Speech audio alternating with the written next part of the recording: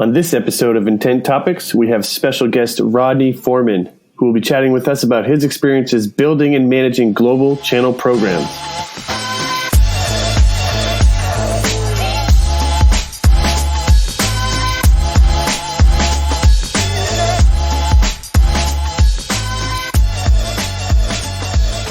Thanks everybody for tuning in today. Today we have a special guest. We have Rodney Foreman.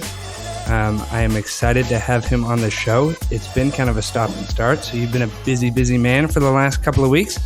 So Rodney, thanks for coming on the show. Why don't you tell us about yourself? Hey, Logan, thanks so much for having me on this podcast. I'm really thrilled to be joining you today. My background has been over the past 15 years really focused on growing channel businesses with software companies. And I'm pleased today to join you to talk a little bit about my experiences and my thoughts and perspective on growing a channel business with software companies today. Fantastic. Yeah, that's awesome. I think it's an important topic. I think there's a lot of nuance and a lot of disparity between, good and not good. So I'm excited here. So talk to us, kind of build some context here. Talk to us about how you kind of made your way into the roles and some of the like foundational experiences that you had, before you kind of went into the leadership space. Well, I started my career as an engineer and then a network architect and got into product management with a software company. And that led me to an OEM leadership role where we were driving business with companies like Cisco to embed our technology into their solutions. And that was my entry into channels. And I led the largest software channel business at IBM, the middleware and cloud business. And that was a global leadership role and almost $2 billion software business in the channel. And I've fallen in love with that role and working with partners around the globe. I really like the model where when you allow a company to be successful with your products, you create a win-win. And I love, being a part of making partners successful with a company's software products in the market.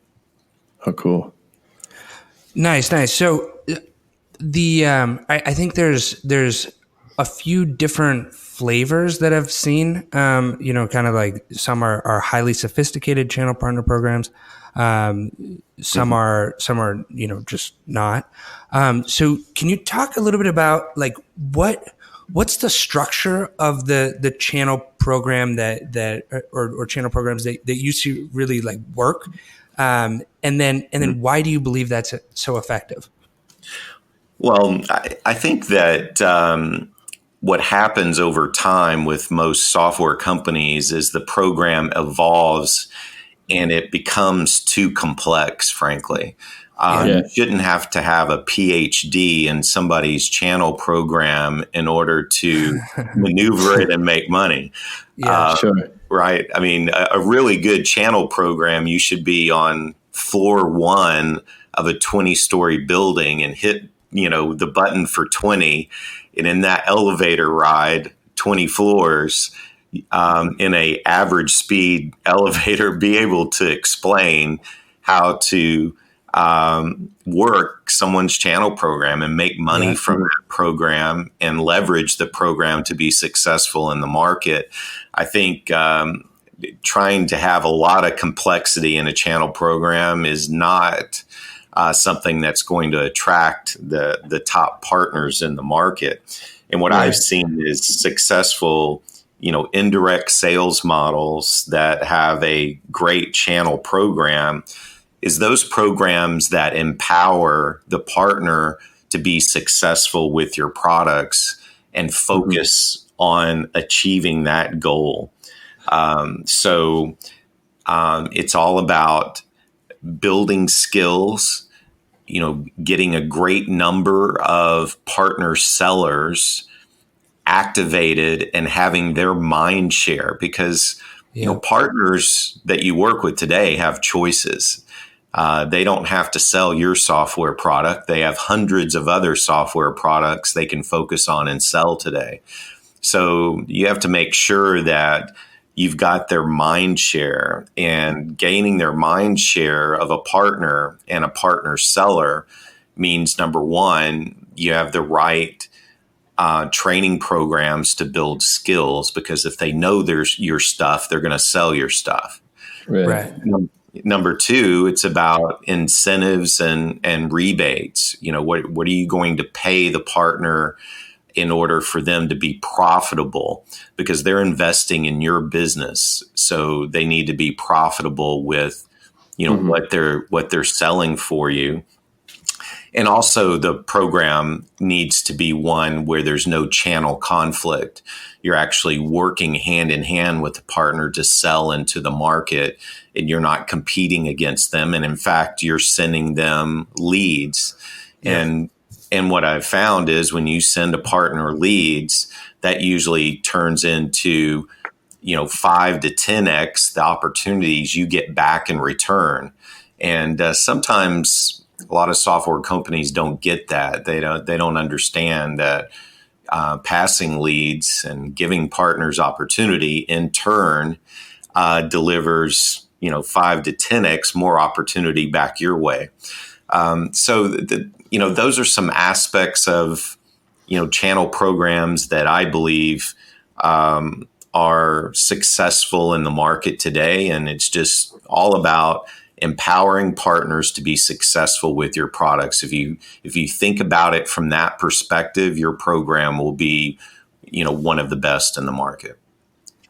Nice. So, I see, and I have some of my background in the automotive space as well, which is kind of a weird parallel to the partner, trying to build that mind share and all this kind of stuff. So, one of the things that you kind of have with that manufacturer partner relationship sometimes, and I don't know if you agree with me here, is where like the manufacturer comes in and tries to like rah build some excitement around their product and stuff, right. but fails in a lot of other places to support the partner, right? So right. It's like here's the incentive plan, right? But like, if there's no kind of clear path to getting to that incentive plan, it doesn't matter, right? So what are some of the things that you've seen in like empowering that partner?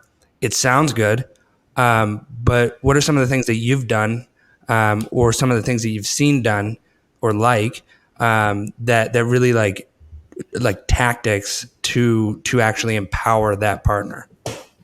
Well, one thing that works very well is making the certifications that you obtain from the vendor to allow the partner to sell recognized in the market. So if you have a certification program that becomes well known, that people can put on their resume and say, I've earned a certification in selling XYZ product, that means they've gained some skills that are valuable that employers want in the market. So one thing that I've always tried to do is make the enablement that and certifications that are achieved by partners well recognized in the market as something that people want and want on their resumes. I mean, for the longest time, for example, Cisco having various Cisco certifications on your resume was something everybody wanted. Now it's evolved to VMware and other vendors having that skill and being able to say, I am a certified technician or certified seller of XYZ product, and have that as being recognized in the market as a skill that is valuable is something that I think is really important that vendors need to achieve. I agree. Yeah. I have a background I was at HubSpot, and they have a certification program. They've actually started working with some schools, some universities and colleges, and some of these students are getting certifications coming out of college. It's helping them get jobs. It's really neat to see that happen. And that's smart, Chris. That's very smart. The earlier you gain that mind share, the better. Mm-hmm. So companies that are going into universities and making their products and skills, building skills on their products with students, college students, or even earlier.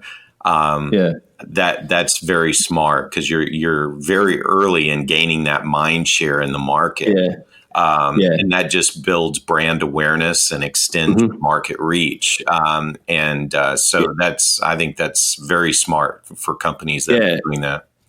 It's interesting because as a company, there is sort of a kind of a tipping point for where that is globally recognized, the certification that is, and so there has to be like a point at which it's recognized, and that takes lots of people, right? And so, because we could create a certification here at Union Resolute and be like, doesn't mean anything. So it's a pretty big ask, right, to set up that program and put that together. And if you couple your certification with things that are hot in the market, that's also something that's important. For example, in the software industry, digital transformation, artificial intelligence, things like that are very hot skills right now. So if you associate your product certification with those hot skills in the market, more people will want to obtain that. Therefore you'll have inherently a lot more marketing and a lot more sellers in the market. Interesting. So like it kind of the growth hack, if you're looking to build that channel program or really expand that quickly, it's like align with the hot stuff in the market, and you might actually surpass somebody who's, maybe their big certification they're celebrating is, hardware or some infrastructure thing. Sure. So interesting. That's really cool. Yeah, I've actually seen companies that actually have better products are not as effective because their competitor actually has more skilled people in the market. Right. So you may have the best product, but if you don't have the mind share and the skills of people in the market, you're not going to be as successful. Talk to me a little bit about, like, what if if you're in a channel and you're working with, other companies as part of an engagement, how would that work? Like there's got to be companies that maybe ride the coattails of others' mind share. Have you seen a lot of that where, Sure. Yeah. Like, talk about that. Yeah. I mean, if you're with the right partners who are the trusted advisor to the customer, you may have, a company that starts a project with a customer, but another company can win that business just simply because they have the mind share of the partner who is acting as the trusted advisor. So I've seen that happen many times where, a partner from a competitive company has actually started a project, but a different company won the business because they actually have the mind share and they have more skills within the partner that's driving the project with the customer. Yeah. I bet you have some pretty crazy war stories about channel conflict and stuff like that. Have you had to kind of moderate some of that stuff? Oh, absolutely. When you're a global channel leader for a software company, those calls come almost every day where, but I'll tell you that smart salespeople, and I say this a lot, and it's true, smart salespeople are the CEOs of their territory. And they are leveraging the partner as a free extension of their team. Right. Partners can be a huge advocate and can extend your reach into your territory.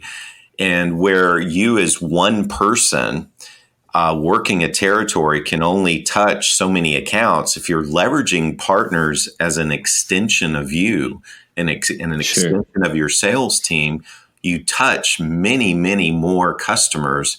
And the most successful salespeople in the market are doing just that. They are leveraging the partners as an extension of them. They are allowing them to work accounts and drive sales. It's just a great model. You can make your numbers just leveraging partners alone if you do it right. Yeah, you almost become their sales manager.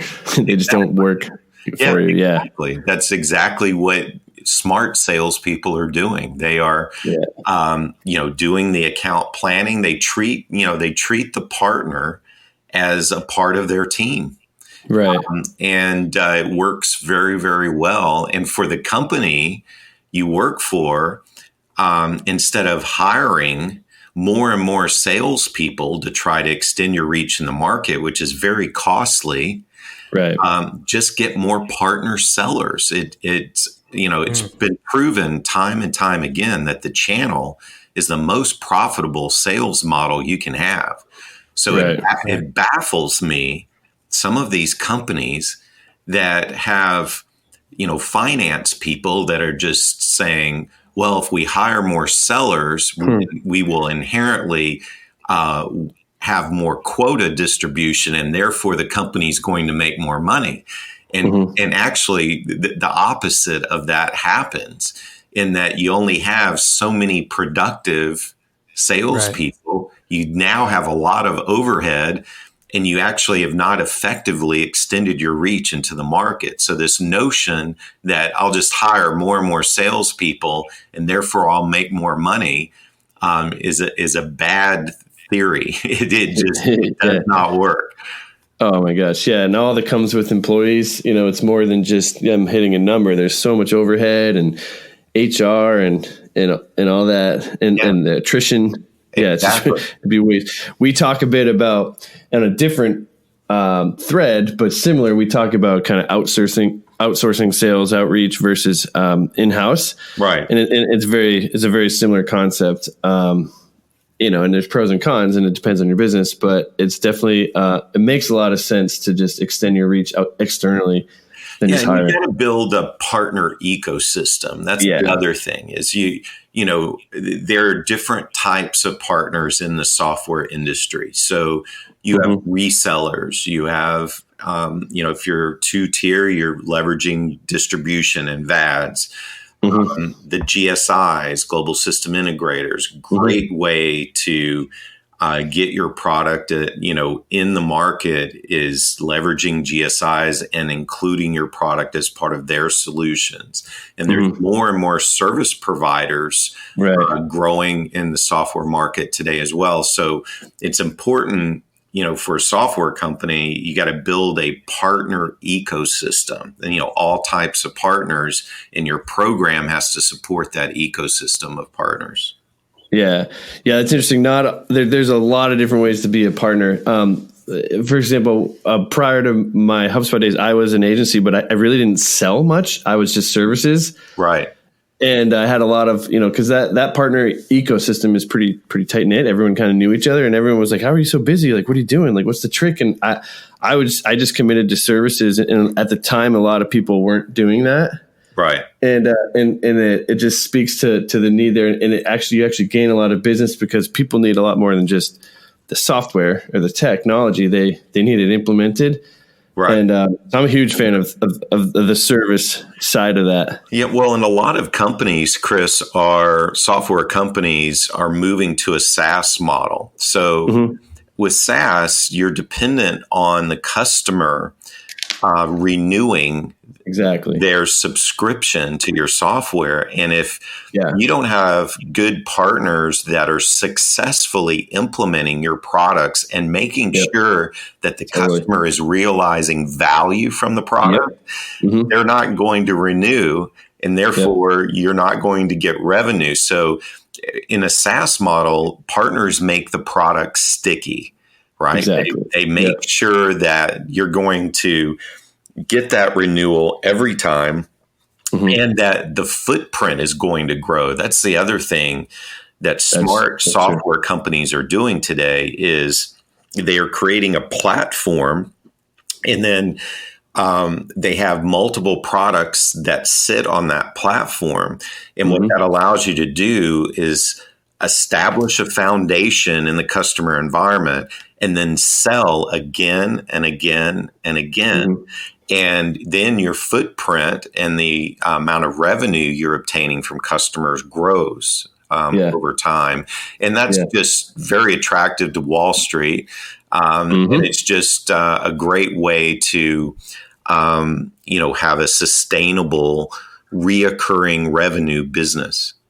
Yeah, that's huge. So it's I love that point. I lived and breathed, retention for several years, right? And it was very interesting to me that the sales team and the services team, this is internally, right, that they're so different, right? Because they're very much required of each other, right? Like you need the new business, but then you need the success, and then the cross-sell, upsell motion can happen, and then you just have to retain. And it's very complicated, but those things need to be aligned and in sync for success. And you're right, Wall Street is very aware of the value of retention at these SaaS companies as they're figuring out how to value these companies and et cetera. Well, and a lot of companies are now creating these customer success teams. And the reason why they're creating customer success teams is because of what you just mentioned. The sales team and the services team are not working in harmony in order to make the customer on an ongoing basis successful. The sales guy is, moving on to his next customer, trying to meet his quota. The services team is, poking the closest alligator at their feet, and nobody is working with your install base to ensure they're successful. Exactly. So then the customer success teams emerge. And what's funny to me as a channel guy is, why aren't you leveraging the partners to drive customer success? It's a lot lower cost and drive the benefit of customer retention into the channel, into the partners. And a lot of companies aren't doing that successfully today. And it just baffles me why they're not. Well, I know. And go ahead, Logan. Yeah. Sorry. I don't want to. Yeah. I think so you talk about, incentivizing and the different ways to keep mind share in the sort of the front part of the process, the sales process. Yeah. Are there ways that you've thought about or ways that you've done to incentivize? Because if I'm the partner, it's almost like the sales guy, right? So are there some ways that you've seen, like the sort of incentivizing of the retention part of the process? Absolutely. Well, partners also want that reoccurring revenue, right? The same as software companies do today.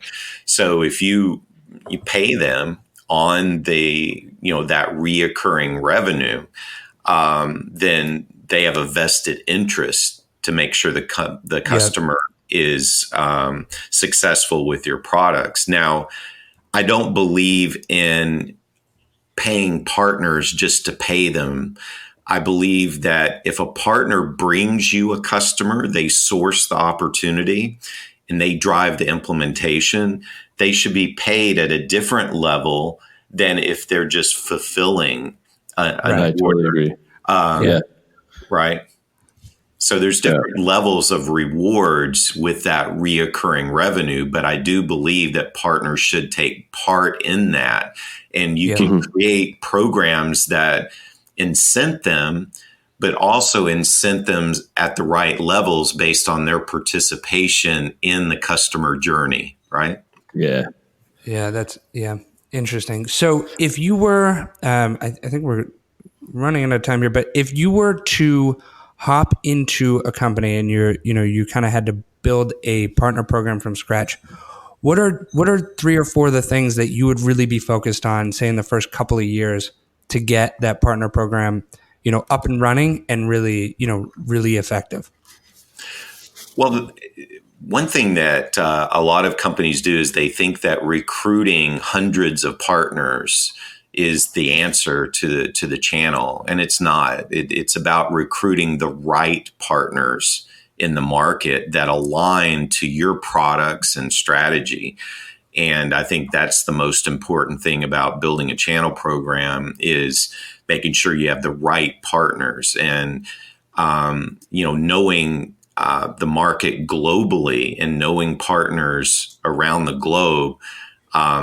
It can be very valuable to you if you get the right partners in the right regions. So that's kind of the basics of a channel program, is having the right partners, and it's not about an abundance of partners. Also, it's about empowering the partner to be successful. So as I mentioned, building skills and rewarding partners for building those skills, and then a program that captures their mind share is very, very important.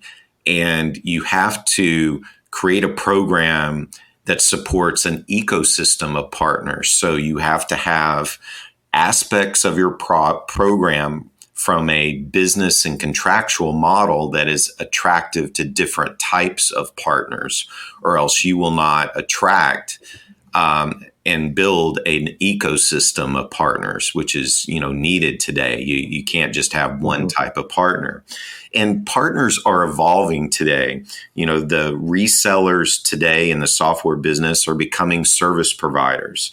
VADs, the distributors, are becoming aggregators of solutions, pulling multiple products together to create an industry solution. And that's where they're obtaining their value in the market today. GSIs are also building end-to-end solutions, leveraging multiple vendors. And they are becoming more and more the trusted advisor of enterprise accounts. And all of those partner types are evolving and changing. And you have to make sure that your program evolves and changes with the partners. This one-size-fits-all approach, and thinking that your program today is going to be the same 5 years from now, you're dreaming. You have to be able to be flexible and make sure that your program adapts to the changing market and how partners are evolving in the market today. The other thing I'll add, guys, is measuring the success of your channel program is really, really important. And having the right KPIs in place to measure the effectiveness of your channel is important, because that's how you're going to get more investment in your channel program going forward. Yeah. So keeping an eye on how much business, how many new customers is the channel bringing me? How much revenue am I obtaining really from the channel? And how many deals are partners driving end to end for me? And how many references, customer references, are partners generating for me? Those are some KPIs you've got to have in place and have agreement from top level executives that these are the KPIs and these are how we're going to measure the channel, or else you're going to have a nightmare on your hands trying to show that the channel is successful, in your business. Yeah, that makes sense. So, in the experiences that you've had, have you seen kind of obviously they say like what you measure is what you pay attention to, right? So, have you seen things where like the manufacturer is kind of focusing on the wrong KPIs, or what are some KPIs? Yeah. Yeah, absolutely. It happens all the time where people that don't understand the channel are trying to measure it, and they measure it the wrong way. I see it all the time. And yeah. And the thing with measurements is there's a lot of aspects of the channel that you just can't measure. There are some inherent values to the channel, and then there's some implicit values. So you can't measure, for example, the fact that a partner started a project with a customer and they recommended your product as the foundation for that project, but then, they didn't necessarily, drive the sale. There's value in that. There's great value in that partner touting your brand and telling the customer it is the best, but you can't measure that. So one thing, with the channel that's tough is there's some things that you just can't measure that are just inherent value in the channel. And then there's some things that are implicit that you can measure. And you have to appreciate both of those things in order to really evaluate the value that the channel is bringing to your business. Rodney, what do you do when that goes wrong? Have you seen that go wrong? And what would you do? How would you adjust? Well, it's all about marketing your channel success within the company. Okay. And that seems to be an ongoing focus for most channel organizations within software companies today. You spend a lot of time marketing the success that you have. Mm-hmm. And frankly, nothing speaks louder than a win, where you advertise that a partner has brought you a key win, and you just, beat that drum within the company. And that nothing speaks louder than a customer win that a partner has brought you. But it's an ongoing battle for channel, people today. People that are in the channel are constantly trying to show their value. And because this term overlay is used a lot, frankly, a term I don't like too much. There's this notion that the channel is just riding on the coattails of the sales team. And you've got to get rid of that notion, and you have to make sure that you're really showing the true value that the channel is bringing. And I would personally try to get rid of this whole overlay term and notion, because the channel brings much more value than that term implies. Sure. Yeah. That makes sense. What do you see for what are companies doing wrong in the channel? Do you have any observations there? Well, there's a lack of commitment sometimes, with the channel. They're not truly committed. It has to be a part of your strategy. And, when you create a go-to-market plan for a product, the channel has to be an integral part of that. The channel has to be an integral part of your investment in your strategy. If it's just an afterthought and you're just using the channel to, try to make a little extra money or something, and it's not an integral part of your strategy, it will not be successful. Yeah. So, that's interesting. That's where I see companies go wrong, is just a pure lack of commitment to the channel. And that's where it goes wrong. Yeah. Lack of authenticity even. Yeah. Right. Yeah. So that's like where when the go-to-market strategy, kind of the marketing team needs to get involved, or the creative team to get that material out to the partners. And that's really where like the sales enablement piece comes into this, right? And the training and the certification, like that's got to be thought about kind of. Yeah. And you mentioned marketing. Yeah. And you mentioned marketing. When you're creating assets for marketing and you're creating marketing campaigns, you have to think about, well, how are we going to make this successful with the partners? Yeah. And do we have a platform, a marketing platform that our partners can leverage where they can apply their brand and promote our products? And marketing has to think about that in everything they do. Is this going to work in the channel? And quite often, again, the channel is an afterthought when it comes to marketing, and it shouldn't be. It just should be an integral part of what you do when you're developing campaigns to make sure that those campaigns will work in the channel.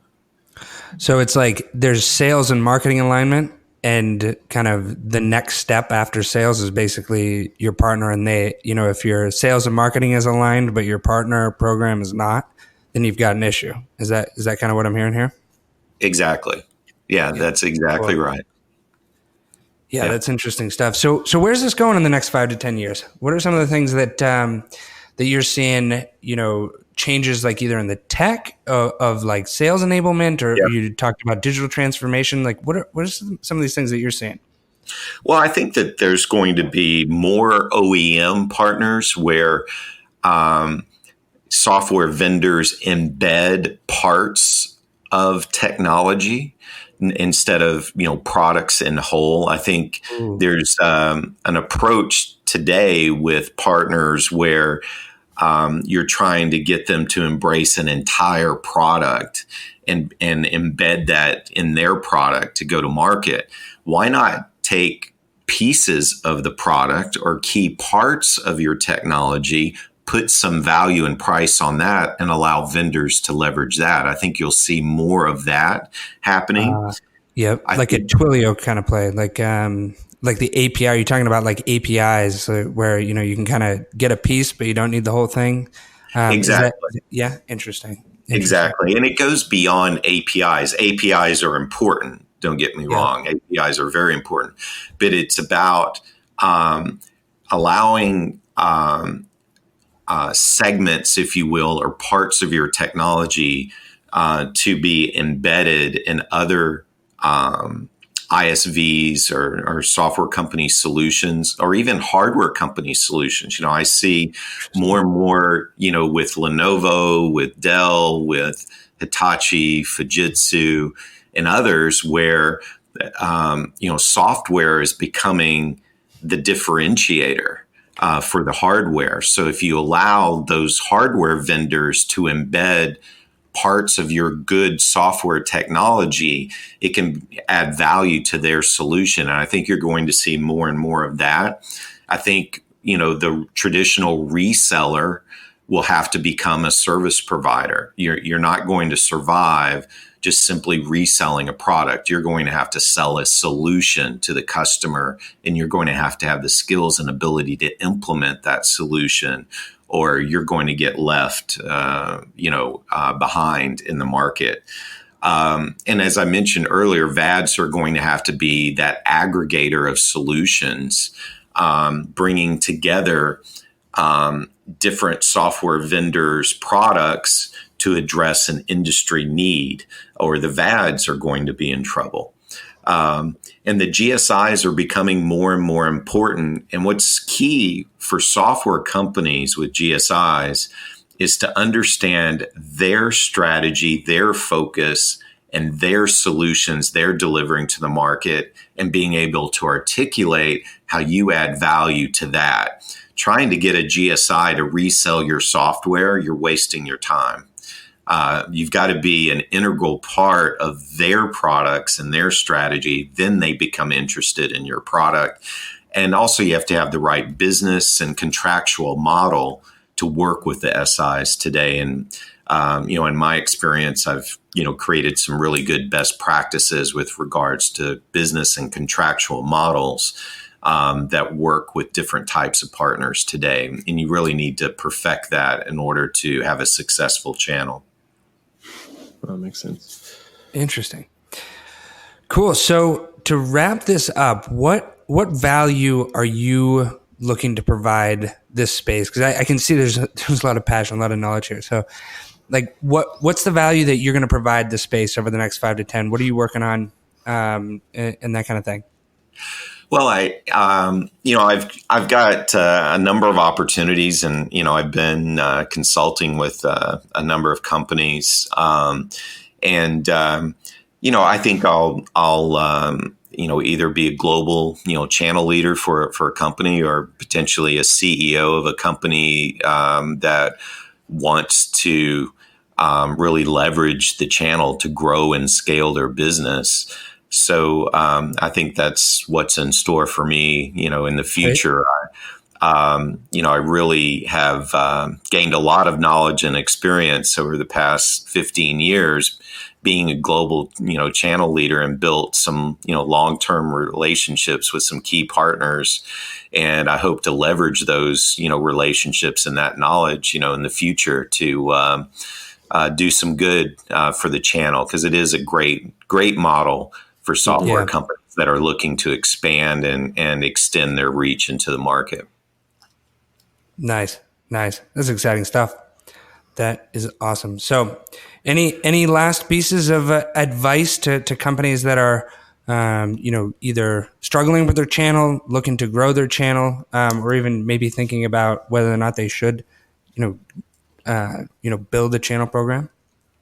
Well, I think it's important to understand up front what your strategy is and what you're trying to achieve in the channel, and make sure that you have the right investment behind it. Dipping your toe in the channel is not something that works. You've got to be committed to it. And when you're committed to it, it delivers results. I've never seen a company that's committed to the channel and implemented a good channel program. It always delivers results. I've never seen it not work. If you got the right level of commitment and investment, the channel delivers results for you.